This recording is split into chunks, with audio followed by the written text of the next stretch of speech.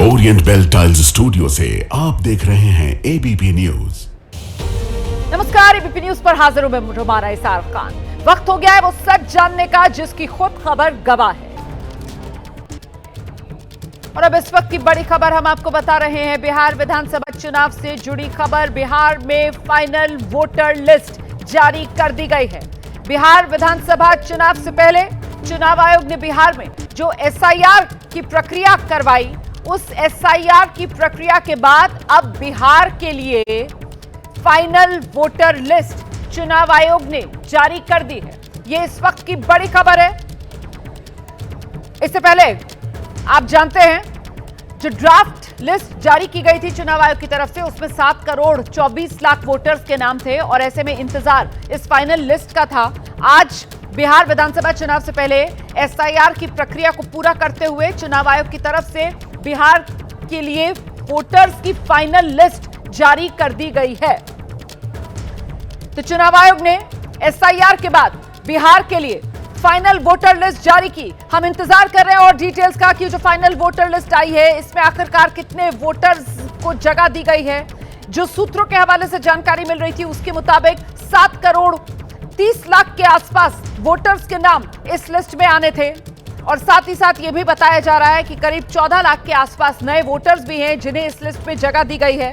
महत्वपूर्ण यह हो जाता है कि इससे पहले जब यह प्रक्रिया बिहार में शुरू हुई, बिहार में जो वोटर्स की संख्या है वो 7 करोड़ 89 लाख थी और ऐसे में जो ड्राफ्ट वोटर लिस्ट चुनाव आयोग ने जारी की थी उसमें यह संख्या घटकर 7 करोड़ 24 लाख हो गई थी। मतलब करीब 65 लाख ऐसे वोटर्स थे जिनके नाम चुनाव आयोग ने इस लिस्ट में से हटा दिए थे, ड्राफ्ट वोटर लिस्ट। और तब सुप्रीम कोर्ट के कहने के बाद चुनाव आयोग की तरफ से बताया गया था कि कितने मृत वोटर्स हैं जिनके नाम हटाए गए हैं, कितने ऐसे वोटर्स हैं जिन्होंने अपनी जगह बदल ली है, इस वजह से उनके नाम हटाए गए हैं। और साथ ही करीब 7 लाख के आसपास ऐसे वोटर्स थे जिनके 2 वोटर कार्ड थे, उनके नाम भी हटाए गए थे। तो कुल मिलाकर 65 लाख के आसपास जो ड्राफ्ट वोटर लिस्ट आई थी उसमें नाम कटे थे वोटर्स के। अब आज इंतजार इस फाइनल वोटर लिस्ट का था। 30 सितंबर की आज तारीख है और चुनाव आयोग ने अपनी वेबसाइट पर यह फाइनल वोटर लिस्ट अपलोड कर दी है। इस वक्त की बड़ी खबर, बिहार विधानसभा चुनाव से पहले जिस फाइनल वोटर लिस्ट का चुनाव आयोग की ओर से इंतजार किया जा रहा था, आखिरकार वो फाइनल वोटर लिस्ट आ गई है। और आप जानते हैं बिहार में जब से एसआईआर प्रक्रिया का ऐलान चुनाव आयोग की तरफ से किया गया था, तभी से इस मुद्दे को लेकर राजनीति गर्मा गई थी। विपक्ष की तरफ से कटघरे में चुनाव आयोग के बहाने सरकार, केंद्र सरकार को खड़ा किया जा रहा था, ये कहते हुए कि दरअसल चुनाव में धांधली के लिए, विपक्ष के वोटों को कटवाने के लिए और अपने वोटों को बढ़ाने के लिए ये सारा हथकंडा है जो केंद्र सरकार चुनाव आयोग के जरिए अपना रही है। हालांकि आपको बता दें, इस मामले को लेकर विपक्ष ने सुप्रीम कोर्ट का भी दरवाजा खटखटाया था। कई पार्टियां जो सुप्रीम कोर्ट पहुंची थी, लेकिन सुप्रीम कोर्ट की तरफ से साफ कर दिया गया था कि चुनाव आयोग का ये विशेष अधिकार है एसआईआर प्रक्रिया कराना। इससे पहले 2003 में भी बिहार में एसआईआर प्रक्रिया करवाई गई थी और अब 2025 में ये एसआईआर प्रक्रिया बिहार में जो पूरी हुई है और इसके बाद वो फाइनल वोटर लिस्ट जो चुनाव आयोग ने अपनी वेबसाइट पर अपलोड कर दी है। इस वक्त की बड़ी खबर मैं फिर से बता दूं कि नंबर का इंतजार किया जा रहा है कि आखिरकार वो फाइनल वोटर लिस्ट में कितने करोड़ वोटर्स बिहार में चुनाव आयोग ने वैलिड पाए। उस नंबर का हम इंतजार कर रहे हैं क्योंकि बहुत कुछ निर्भर उसी नंबर पर करेगा और उसके बाद ही एक बार फिर एसआईआर को लेकर राजनीतिक आर पार का राउंड 2 आप कह सकते हैं जो शुरू हो सकता है। क्योंकि अब जबकि फाइनल वोटर लिस्ट आई है तो यकीनन चुनावी माहौल में सियासत गरमाएगी। तो जब ये एसआईआर की प्रक्रिया बिहार में शुरू हुई, उससे पहले बिहार में कुल रजिस्टर्ड 7 करोड़ 89 लाख वोटर्स थे। 7.89 करोड़ वोटर्स बिहार में थे और जो ड्राफ्ट वोटर लिस्ट आई थी उसमें करीब 65 लाख वोटर्स के नाम हट गए थे। 7 करोड़ 24 लाख वोटर्स रह गए थे ड्राफ्ट वोटर लिस्ट में। अब इंतजार फाइनल वोटर लिस्ट का हो रहा था और ये फाइनल वोटर लिस्ट आज आ गई है। चुनाव आयोग ने फाइनल वोटर लिस्ट अपनी वेबसाइट पर अपलोड कर दी है। इस वक्त की बड़ी खबर है जो मैं आपको बता रही हूं। बिहार का ये फाइनल वोटर्स का आकलन चुनाव आयोग की तरफ से जो जारी कर दिया गया है, सीधे आपको लेकर चलेंगे। हमारे साथ हमारे सहयोगी शशांक इस वक्त मौजूद है। जानते हैं शशांक से क्या डिटेल्स मिल रही है। शशांक बताइए जरा, कितने crore voters final voter list में जिन्हें जगह दी गई है? देखिए, बिहार विधानसभा चुनाव को लेकर मतदाता सूची का जो अंतिम प्रकाशन है वो हो गया है एफआईआर के बाद, और इसको जो है ऑनलाइन जारी किया गया है। वेबसाइट पर इसको मतदाता जो है देख सकते हैं। जो जानकारी मिल रही है, नई मतदाता सूची में लगभग 7.35 करोड़ वोटरों का नाम जो है वो शामिल रह सकता है। अभी एक्चुअल आंकड़ा क्या है ये अभी देखना होगा। और ये भी जानकारी मिल रही है कि करीब 14 लाख नए वोटर्स जो हैं वो जुड़े हैं। आपको बता दें, बिहार में वोटर लिस्ट पुनरीक्षण अभियान चला था करीब 1 महीने तक। उसके बाद जो है वोटर लिस्ट ड्राफ्ट जारी किया गया था। उससे पहले जब ये प्रक्रिया चल रही थी उस समय सभी 7.89 करोड़ मौजूदा जो मतदाता थे उनको फॉर्म भरने कहा गया था। और जब वोटर लिस्ट ड्राफ्ट जारी हुआ तो उस समय जो है 7.24 करोड़ मतदाता के नाम थे और 65 लाख नाम काट दिए गए थे। इसका कारण था मतदाता की मृत्यु, एक से अधिक स्थानों पर पंजीकृत होना या अस्थायी स्थानांतरण का भी वो मामला था। अब सब प्रक्रिया के बाद आज जो है फाइनल जो है वोटर लिस्ट का प्रकाशन हो गया है। और आपको बता दें, एक तरह से बिहार विधानसभा चुनाव की रणभेरी भी बज गई है। 4 और 5 तारीख को दिल्ली से टीम भी यहाँ पर आ रही है तैयारियों की समीक्षा करने के लिए।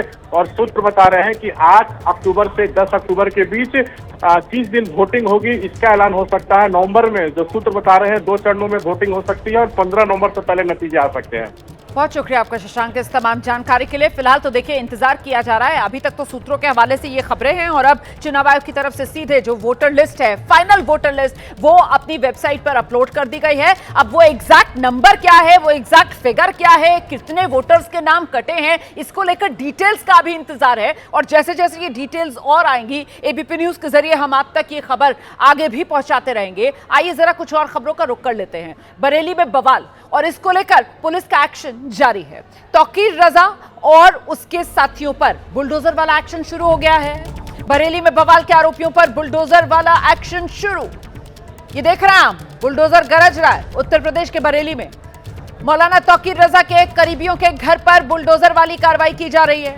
मौलाना तौकीर के रिश्तेदारों ने इस बुलडोजर वाले एक्शन का विरोध किया है, लेकिन ये योगी का बुलडोजर है और मौलाना तौकीर और तौकीर के करीबियों पर यह बुलडोजर वाला एक्शन इस वक्त किस रूप में आगे बढ़ रहा है। 3 तस्वीरें आपके सामने हैं। एक तरफ बरेली में बुलडोजर वाले एक्शन की तस्वीर, कार्रवाई का विरोध कैसे हुआ है वो भी आप देख रहे हैं। और इसी को देखते हुए मौके पर भारी पुलिस फोर्स को तैनात किया गया है।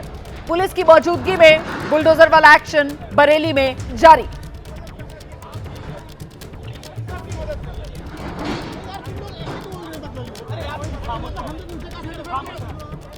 और आइए आपको जरा सीधी तस्वीरें दिखा देते हैं। तस्वीरें आप देख रहे हैं, बुलडोजर वाला एक्शन यहां पर होता हुआ नजर आ रहा है। और ये तस्वीरें देखकर अंदाजा हो रहा है कि ये रिहायशी इलाका है और यहां पर जो मकान का अवैध हिस्सा था वो गिराया गया है। और यहां पर लोग भी कुछ बहस करते हुए पुलिस के साथ नजर आ रहे हैं, लेकिन पुलिस की मौजूदगी यहां पर बड़ी संख्या में है। पुलिस फोर्स की तैनाती यहां पर कर दी गई है ताकि जो प्रशासनिक कार्य है उसमें किसी तरीके का कोई दखल न डाल सके और फिलहाल प्रशासन अपना काम सुचारू रूप से कर सके। फिलहाल देखिए आप किस तरीके से यहां पर लोगों का भी बड़ा जमावड़ा है। प्रशासनिक अमला पुलिस की सुरक्षा में पहुंचा है बुलडोजर वाले एक्शन को अंजाम देने के लिए।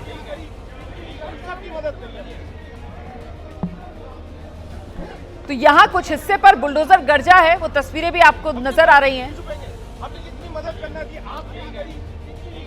तो बरेली में जो हिंसा हुई थी, अब उस हिंसा का मास्टरमाइंड मौलाना तौकीर रजा, ये पुलिस की एफआईआर के हिसाब से तस्वीर साफ हो रही है। और उसी के बाद अब पुलिस का ये एक्शन देखने के लिए मिला है। देखिए 26 सितंबर को जुमे का दिन था और दोपहर की नमाज के बाद यह हिंसा अचानक से भड़क गई थी। इसके बाद 27 सितंबर से आरोपियों की गिरफ्तारी का सिलसिला शुरू होता है। फिर 29 सितंबर को जो अवैध निर्माण था, बताया जाता है कि मौलाना तौकीर का एक करीबी डॉक्टर नफीस, और डॉक्टर नफीस ने जो वक्फ की जमीन है उसको कब्जा कर वहां पर दुकानें बना दी थी, उन्हीं दुकानों को सील करता है नगर निगम। और अब आज बुलडोजर पहुंचा है और बुलडोजर वाला एक्शन चल रहा है।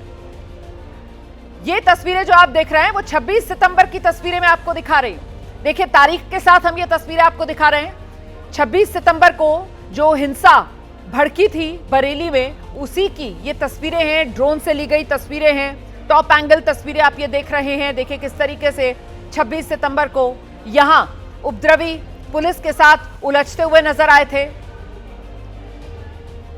और बाद में जब पुलिस ने इस मामले में विस्तार से जांच की, गहराई से जांच की, तो ये पता चला कि बाकायदा ये हालात बिगड़े बरेली के, इसके लिए साजिश रची गई थी। साजिशन कई लोगों को बरेली के बाहर से भी बुलाया गया था, साजिशन हथियार असले भी जुटाए गए थे और साजिश तो यहां तक रची गई थी कि पुलिस वालों को छोड़ा नहीं जाएगा। आपको ध्यान होगा बरेली में जो हिंसा हुई थी, इसकी चपेट में आकर 22 पुलिसकर्मी भी घायल हो गए थे।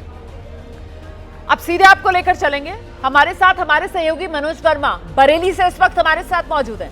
जरा उन्हीं से जानते हैं। मनोज बताइए जरा किस तरीके से बुलडोजर वाला एक्शन आगे बढ़ते हुए देख रहे हैं आप? जी बिल्कुल, देखिए जिस तरीके से ये पूरी हिंसा जो है सामने आई थी और उसके बाद पुलिस ने लगातार इसमें कार्रवाई की, तौकीर रजा को तो गिरफ्तार किया ही, साथ ही साथ इसके अलावा तमाम और उन लोगों को गिरफ्तार किया जो इस पूरी हिंसा के अंदर शामिल थे। अब उन्हीं लोगों के घर पर जो है बुलडोजर का जो एक्शन है वो लिया जा रहा है, यानी कि जो हिंसा में शामिल लोग थे, जो उपद्रवी थे और जिनका घर गलत तरीके से बना हुआ है, उनके ऊपर अब ये बुलडोजर एक्शन हो रहा है। और ये बरेली को दहलाने की और माहौल बिगाड़ने की साजिश बड़ी और गहरी थी मनोज?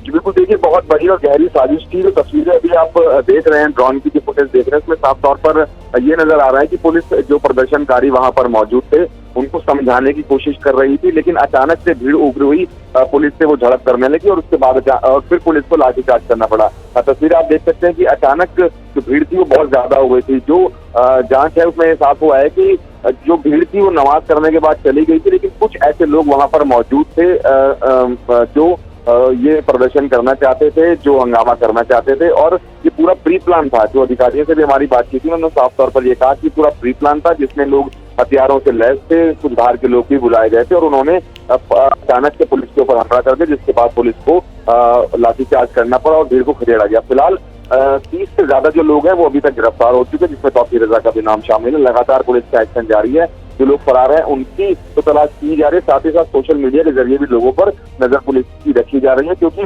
जो पुलिस का ये कहना है कि व्हाट्सएप ग्रुप भी कई सारे बनाए गए थे, जिसके जरिए लोगों को मैसेज सर्कुलेट किया गया था कि वो बड़ी संख्या में यहाँ पर पहुंचे। तो एक प्री प्लान तरीके से बरेली को ये समझिए कि आप बिल्कुल दहलाना चाहते थे, लेकिन पुलिस की मौजूदगी के चलते और पुलिस की पूरी इन्वेस्टिगेशन के चलते सब नाकाम रहा और पुलिस अब इस इन्वेस्टिगेशन को लगातार आगे बढ़ा रही है। और ये इतनी बड़ी जाहिर सी बात है, इसमें कहीं ना कहीं से फंडिंग भी हो रही होगी। ऐसे में क्या फंडिंग के कुछ विदेशी कनेक्शन भी हैं या फिर उसको लेकर भी जांच पुलिस की तरफ से की जा रही है क्या मनोज? जी बिल्कुल, देखिए पुलिस की जांच इस मामले में लगातार जारी है और स्टेप बाय स्टेप पुलिस की इन्वेस्टिगेशन इस पूरे मामले में चल रही है।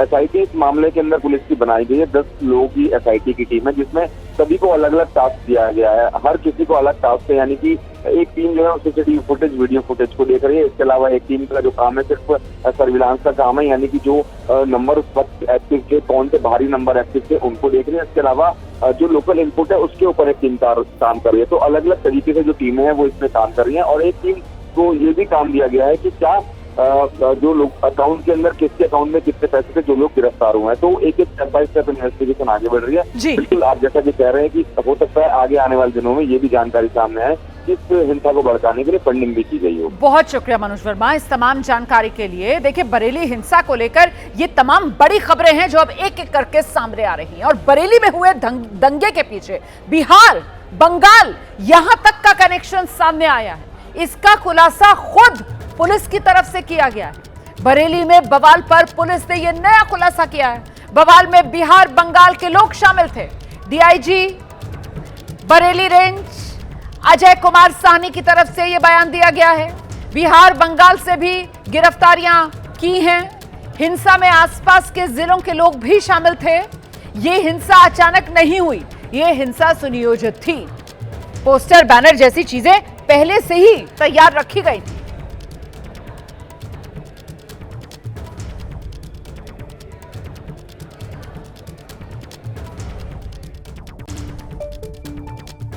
शुक्रवार को जो घटनाक्रम हुआ था उसके पश्चात कई लोग चिन्हित हुए थे वीडियो और फोटोज के आधार पर, जिन पे कार्रवाई की गई।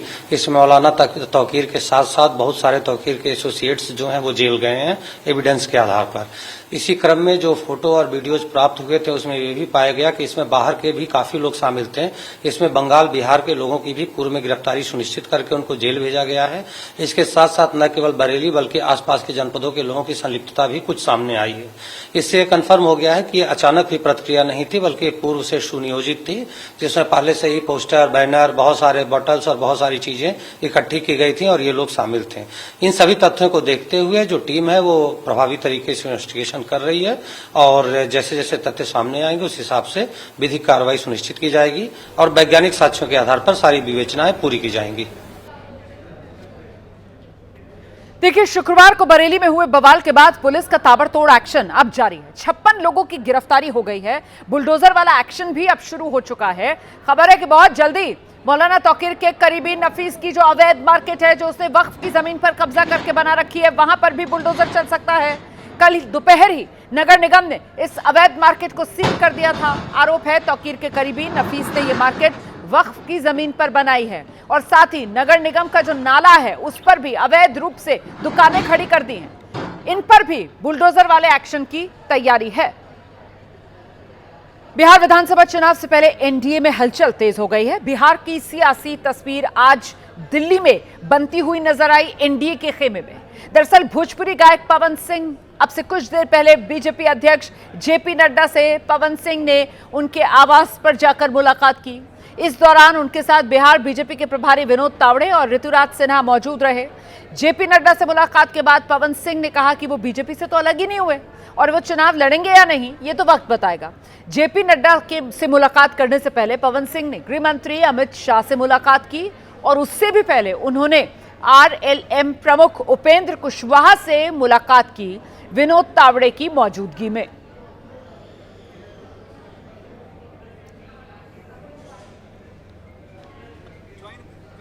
अरे हम अलग हुए ही कहाँ थे, हम साथ हैं। विधानसभा चुनाव लड़ेंगे। अब सब समय बताइए। एकदम ज्वाइन कर लिए हैं। अरे हम अलग हुए ही कहाँ थे, हम साथ हैं। विधानसभा चुनाव लड़ेंगे। अब सब समय बताइए। एकदम तो पवन सिंह और उपेंद्र कुशवाहा की मुलाकात हुई है। इसके बाद बिहार बीजेपी के प्रभारी विनोद तावड़े ने कहा है पवन सिंह बीजेपी में ही हैं, बीजेपी में ही रहेंगे। वो चुनाव में एक कार्यकर्ता के तौर पर एनडीए के लिए काम करेंगे। बीजेपी में है, बीजेपी में रहेंगे। आदरणीय उपेंद्र कुशवाहा जी ने उनको शुभकामनाएं, आशीर्वाद दिया है और आने वाले चुनाव में एनडीए के लिए पवन जी सक्रियता से काम करेंगे बीजेपी के कार्यकर्ता के नाते। उधर पवन सिंह को लेकर तेज प्रताप यादव ने निशाना साध दिया है। कह रहे हैं पवन सिंह कभी लखनऊ में हमारे पैर पर गिरे हुए थे, लगातार किसी को पैर पर गिर रहे हैं। पवन सिंह कलाकार हैं, कलाकारी करना चाहिए, कहां चुनाव के चक्कर में पड़ रहे हैं। पवन सिंह का दिमाग और विवेक काम नहीं कर रहा, ये तेज प्रताप यादव कह रहे हैं। तो पवन सिंह पर तेज प्रताप यादव ने निशाना साधा है। पवन सिंह कभी हमारे पैर पर गिरे थे, कलाकार हैं, कलाकारी करें, चुनाव में कहां पड़ रहे हैं ये पूछ रहे हैं तेज प्रताप यादव। और साथ ही कटघरे में खड़ा कर रहे हैं पवन सिंह को ये कहते हुए कि उनका दिमाग और विवेक काम नहीं कर रहा। देखिए इन लोग का यही काम है, कलाकार का, और खासकर जिस व्यक्ति का आपने नाम लिया पवन सिंह का, तो पवन सिंह जो है कभी लखनऊ में हमारे पैर पे गिरे हुए थे, वाले भैया थोड़ा सा नीचे लोग, हमारे पैर पे गिरे हुए थे पवन सिंह, और फिर दोबारा चले गए किसी और के पैर में गिर रहे हैं। तो लगातार किसी न किसी के पैर में गिरिए रहे हैं। इनको समझ में अभी नहीं आ रहा, इनकी बुद्धि और विवेक काम नहीं कर रहा है। तभी क्या करेंगे नहीं करेंगे वो जानेंगे पवन सिंह जी क्या करेंगे नहीं करेंगे। वो कलाकार हैं, उनको कलाकारी करना चाहिए अपना, कहाँ वो चुनाव में पड़ रहे हैं। तमिलनाडु के नीलगिरी में उस वक्त हड़कंप मच गया जब एक तेंदुआ कैंटीन में घुस गया। दरअसल तेंदुआ एक बिल्ली का शिकार करने के इरादे से कैंटीन में घुसा था। जिस वक्त तेंदुआ कैंटीन में घुसा उस वक्त वहां मौजूद कर्मचारी मोबाइल देखने में व्यस्त था। तेंदुए को देखते ही उसके तो पसीने छूट गए और कर्मचारी तेजी से बाहर की तरफ भागा। वहीं पालतू बिल्ली तेंदुए को देखकर अपनी जान बचाती नजर आई। तेंदुआ बिल्ली को पकड़ने के लिए इधर उधर भागता रहा। बिल्ली टेबल के नीचे से छिपते हुए बाहर की तरफ भाग गई। तेंदुए ने जब हाथ से शिकार को जाते देखा तो वो भी तेजी से बाहर की तरफ भाग गया। इस वीडियो के सामने आने के बाद लोगों ने वन विभाग से एक्शन लेने की बात कही है।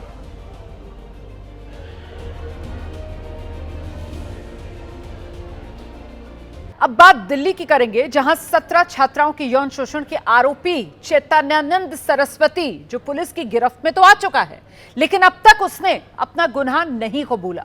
अभी तक चैतन्यानंद ने पुलिस के सवालों का सीधा जवाब नहीं दिया। पैंतरेबाजी कर रहा है, पुलिस को भटका रहा है, गोलमोल जवाब दे रहा है, लगातार झूठ पर झूठ बोल रहा है ये अश्लील स्वामी, और खुद को बेकसूर बता रहा है। लेकिन इसका झूठ एक तरफ और इसके खिलाफ मिल रहे सबूत दूसरी तरफ, जो ये बता रहे हैं कि चैतन्यानंद के गंदे खेल की जड़ें कितनी गहरी हैं। एक ओर चैतन्यानंद कानून के चंगुल से छूटने की अपनी कोशिश में लगा है और दूसरी ओर दिल्ली पुलिस जोर शोर से तफ्तीश कर रही है ताकि उन बेटियों को इंसाफ मिले जिन पर चैतन्यानंद ने बुरी नजर डाली। और इस तफ्तीश के दौरान एक बड़ा खुलासा ये हुआ कि चैतन्यानंद के मोबाइल में कई एयर होस्टेसेस के साथ उसकी तस्वीरें सामने आई हैं। ये पाप कथा इस चैतन्यानंद की, जिसका एयर होस्टेस कनेक्शन सामने आ रहा है। फोन में कई एयर होस्टेसेस के साथ इसके फोटो मिले हैं। चैतन्यानंद ने कई एयर होस्टेस के साथ अपनी फोटो खिंचवाई और वो तस्वीरें दिखाकर वो लड़कियों को एयर होस्टेस बनाने का झांसा देता था। इतना ही नहीं, लड़कियों को अपने चंगुल में फंसाने के लिए, उन्हें लुभाने के लिए गिफ्ट में गहने देता था।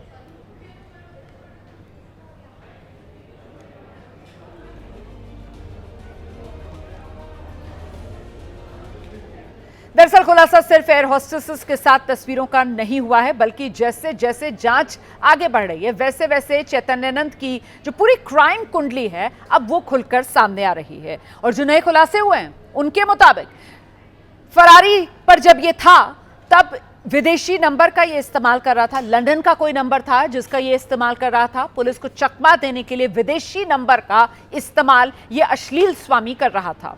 मोबाइल फोन में सीसीटीवी का इसके एक ऐप मिला है। फरारी के दौरान सीसीटीवी से ये नजर रख रहा था। गिरफ्तारी के वक्त पुलिस को ये धमका रहा था।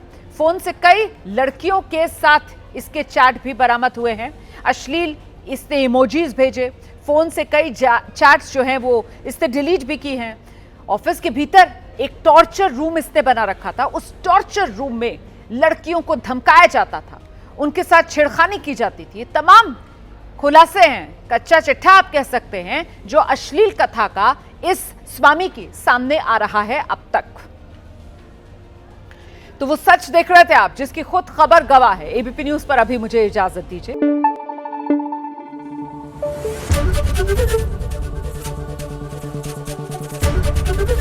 एबीपी न्यूज आपको रखे आगे।